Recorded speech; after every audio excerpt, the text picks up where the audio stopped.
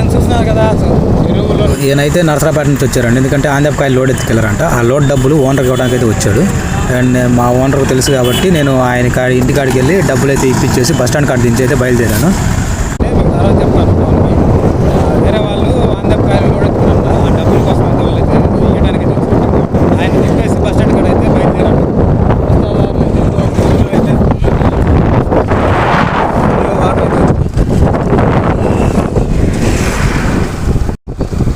So ఫుల్గా water అయితే వచ్చేసినాయండి చెరువులోకి. అక్కడైతే ఇంకా పారుతున్నాయి నీళ్ళు.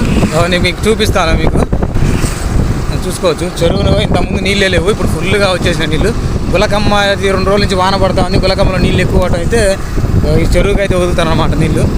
చాలా నీళ్ళు అయితే ఉన్నాయి, పైకల్లా వచ్చేసినాయి. ఇవ్వండి పడవ కూడా ఉంది. పడవ కూడా ఉంది. చూడండి చెరువు నిండటం వల్ల నీళ్ళన్నీ ఇలా బయటకు అయితే వచ్చేస్తున్నాయి, పొలాల్లోకి వెళ్ళిపోతున్నాయి. ఇదిగోండి నీళ్ళు ఇలా బాగా పొంగుతూ ఉన్నాయి. వాటర్ అయితే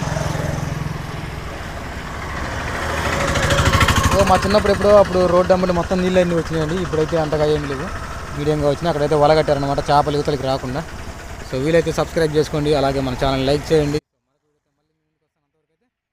మేము పనికాడికి వచ్చేసరికి మా వాళ్ళు బండ్లు అయితే నీట్గా కడిగి అయితే పెట్టారు. సో ఫ్రెండ్స్ ఇంతే ఇవాళ వీడియో అయితే. సో మరొక వీడియోతో మళ్ళీ మీ ముందుకు వస్తాను. అంతవరకు అయితే బాయ్.